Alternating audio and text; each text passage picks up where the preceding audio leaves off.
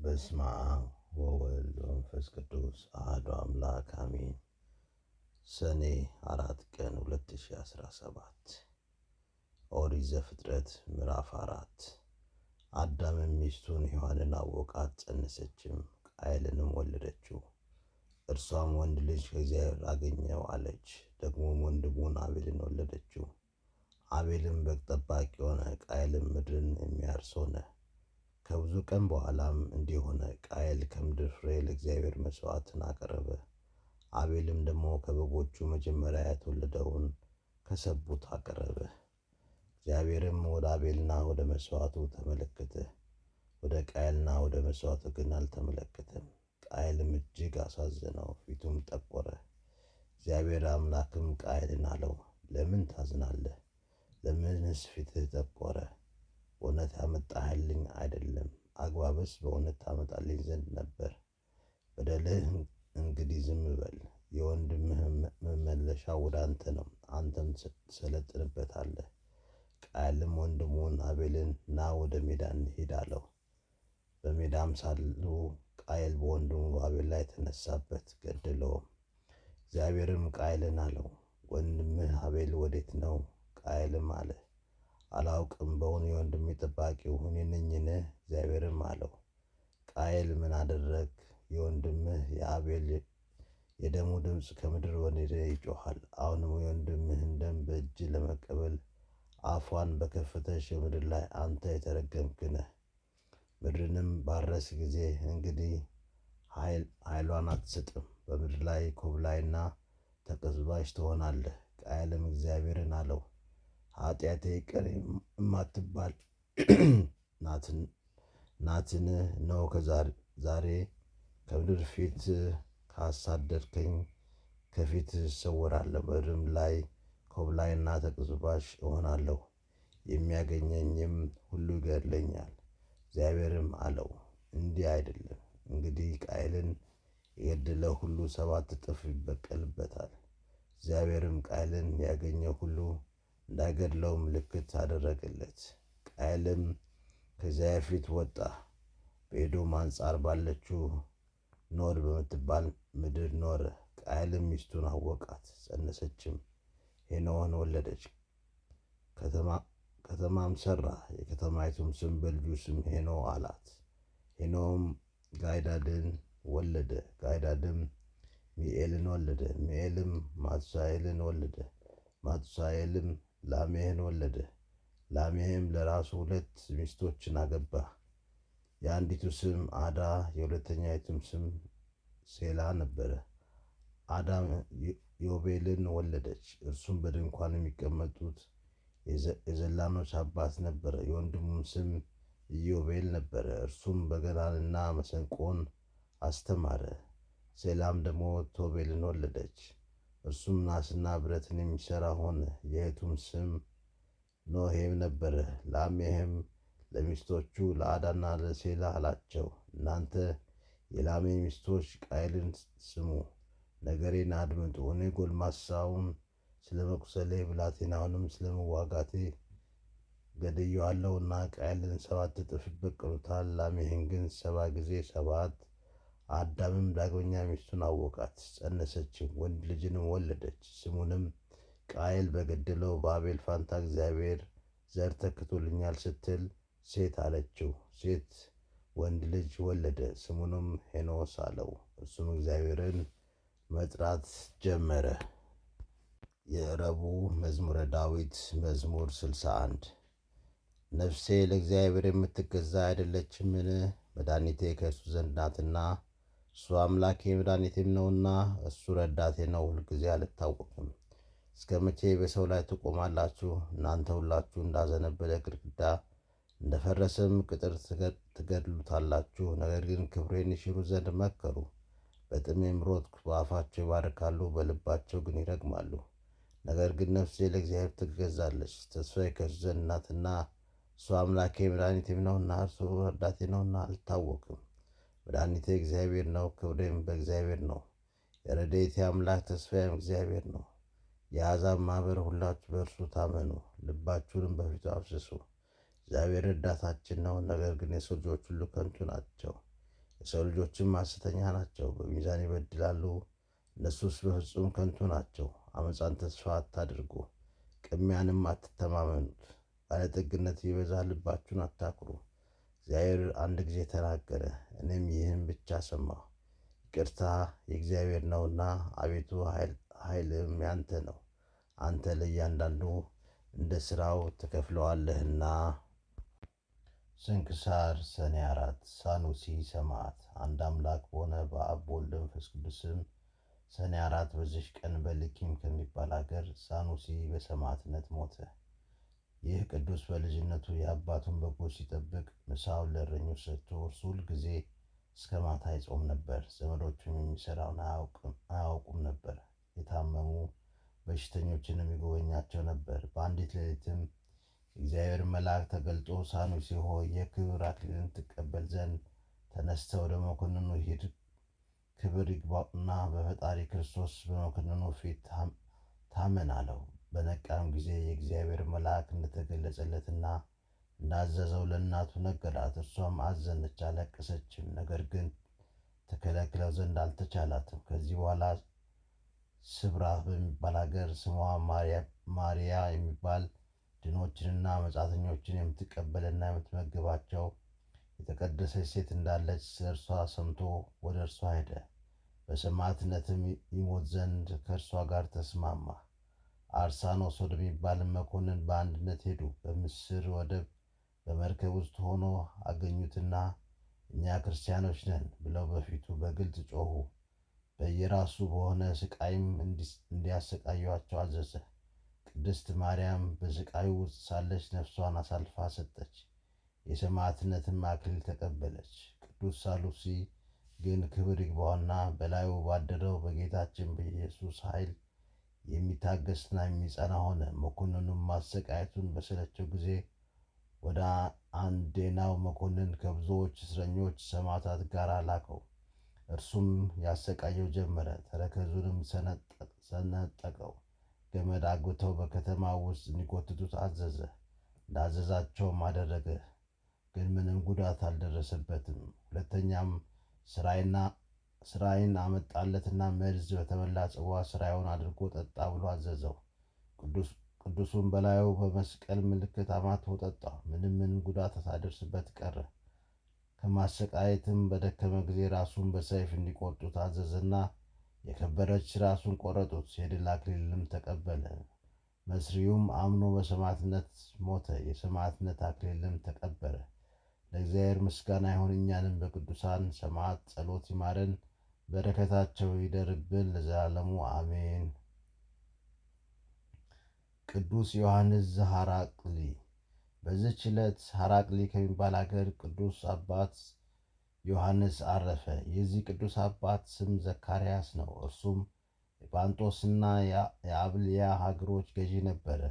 የእናቱ ስም ኤልሳቤጥ ነው። እርሱም ይህን የተባረከ ልጅ በተሰጡ ጊዜ ስሙን ዮሐንስ ብለው ጠሩት። እርሱ ከአባቱ ከእናቱ ጀምሮ ከመጥምቀ አምላክ ዮሐንስ ጋር በስም አንድ ሆኗልና በተግሣጽና በፈሪሃ እግዚአብሔር አሳደጉት። የቤተ ክርስቲያን መጻሕፍትን፣ ሂሳቦችንና ጥበቦችን ሁሉ አስተማሩት። እናቱም በዘመኗ ሁሉ ከእግዚአብሔር መንገድ እንዳይወጣ ታማጽነው ነበረ። አባቱም እንዲሁ ይመክረውና ያስተምረው ነበረ። ከዚያም አባቱ ከሞተ በኋላ የ20 ዓመት ልጅ ሲሆን መስፍን ሆነ። የጳንጦስና የሐራቅሊ ሌሎችም አገሮች ሁሉ ተገዙለት። እንዲሁም እያለ የመልአክ አምሳል ሰይጣን ታየው። እንዲህም አለው፣ አንተ ትነግሥ ዘንድ ወደ አንጾኪያ ሄደ የንጉሥ ኑማሪያኖስን ልጅ አግባ ብሎ ጌታ አዞሃል አለው። ቅዱሱም በውኑ ይህ መልአክ ነውን?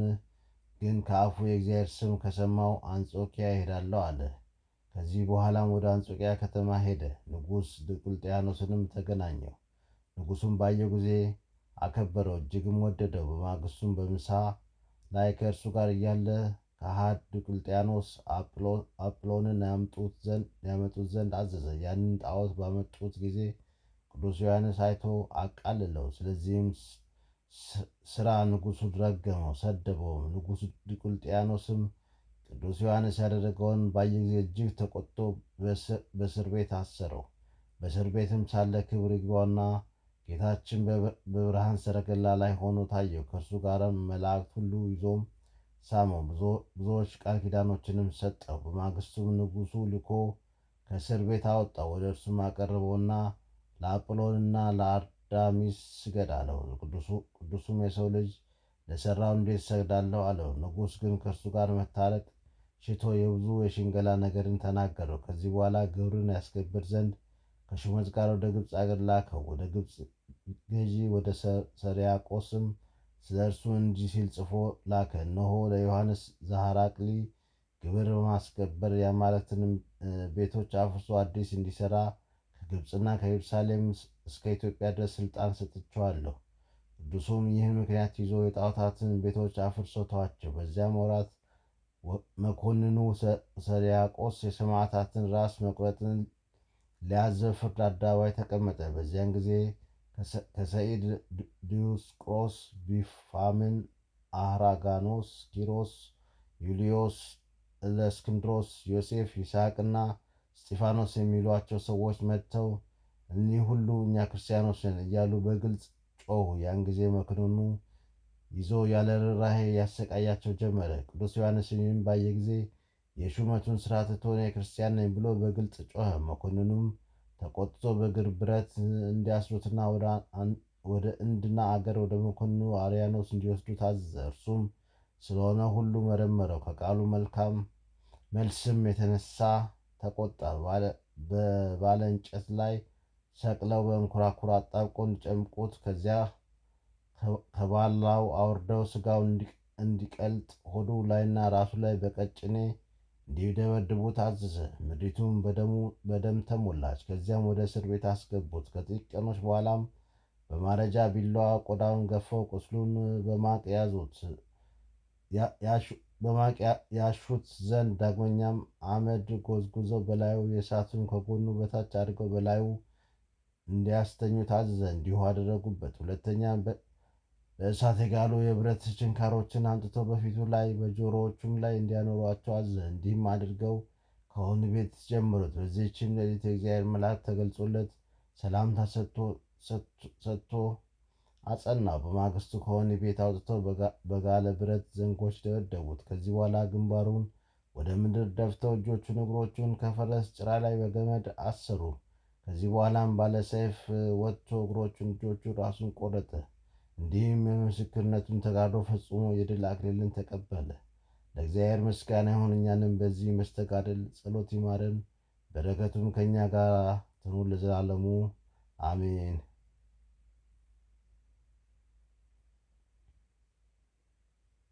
ቅዱስ አርቃዲዮስ እና ባልንጀሮቹ። በዚች ቀን የአርቃዲዮስ የእህቱ የዲሙናስያ የግብፃውያን የአሞኒና የሚናስ የንጉሥ ዲዮቅልጥያኖስ ጭፍሮችም የገድላቸው ፍጻሜ ሆነ። እኒህን ቅዱሳን በእሳት ምድጃ ውስጥ ከአባ ብሶይ ጋር በጨመሯቸው ጊዜ የመላእክት አለቃ ገብርኤል መጥቶ ከነበልባሉ መካከል አወጣቸው። ወደ ንጉሥም ደርሰው ረገሙት። እንዲህም አሉት፣ የምስክርነት ሞት ፍጻሜያችንን የማትጽፍ ከዕለት ወደ ዕለት ለምን ትከፋለህ? ንጉሥም ሰምቶ ተቆጣ። ራሶቻቸውን በሰይፍ እንዲቆረጡና ሥጋቸውን በእሳት እንዲያቃጥሉ አዘዘ። እንደዚህም የምስክርነታቸውን ተጋድሎ ፈጽመው የክብር አክሊል ተቀበሉ። ለእግዚአብሔር ምስጋና ይግባው። እኛንም በቅዱሳን ሰማዕታት ጸሎት ይማረን፣ በረከታቸው ትድረሰን ለዘላለሙ አሚን።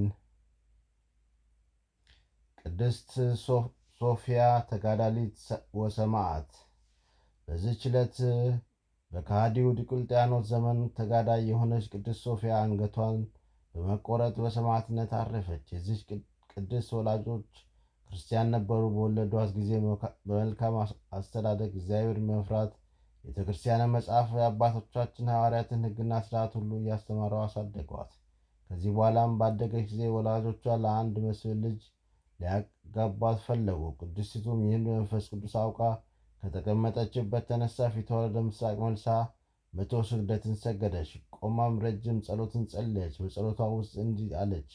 የክብር ባለቤት የሕያው እግዚአብሔር ልጅ ጌታ ኢየሱስ ሆይ ወደ አንተ የሚደርስባት ከበረችና የቀናች መንገድህን ለእኔ ለባሪያ ለሶፊያ ምራኝ። ወደ ጥፋት በሚወስደው መንገድ እንድንከራተት አትተወኝ።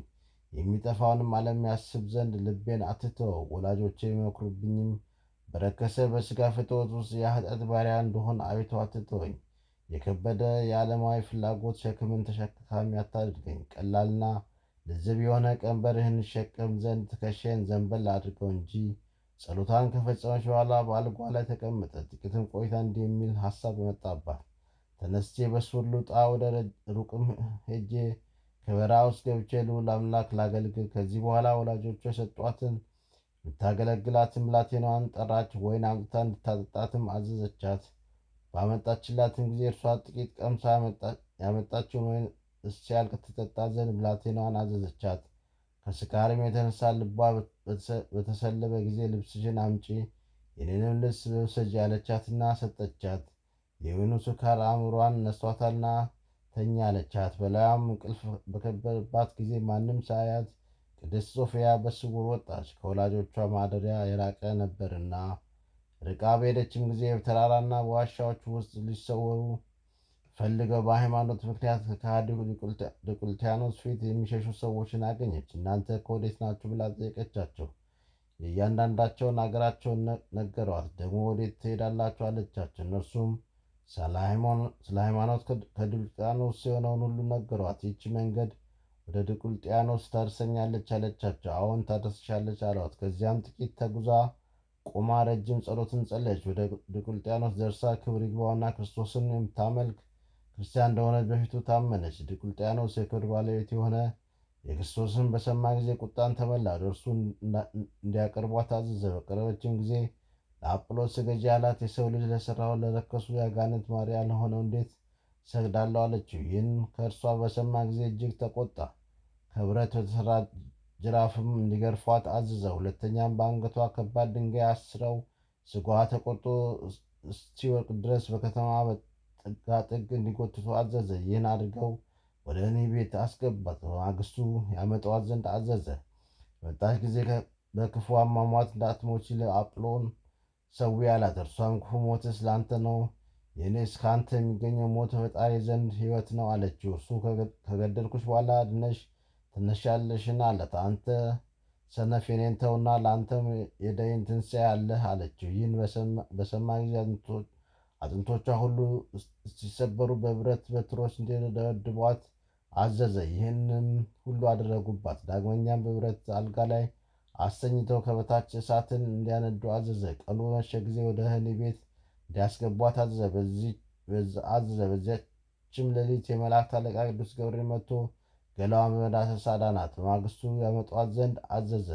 እሷ ምንም ሕማም እንዳላገኛት ሆና በእግሯ መጣች። በመታጠቢያ ቤት ታጥባና ተቀብታ የመጣች ይመስል ነበር። ንጉሡም ደህንነቷን አይቶ አደነቀ። የዚህችን ክርስቲያን ሴት የሥራዋን ጽናት እዩ። ትላንትና በእሳት ተሰቃይታ ነበር፣ ዛሬ ድናለች አለ። እርሷም ሥራዬን አላውቅም፣ ነገር ግን ፈጣሪ ሥራዬን የሚሽር ነው አለችው። ከዚህ በኋላ እሺ ያሰኛት ዘንድ ሊሸነግላት ጀመረ።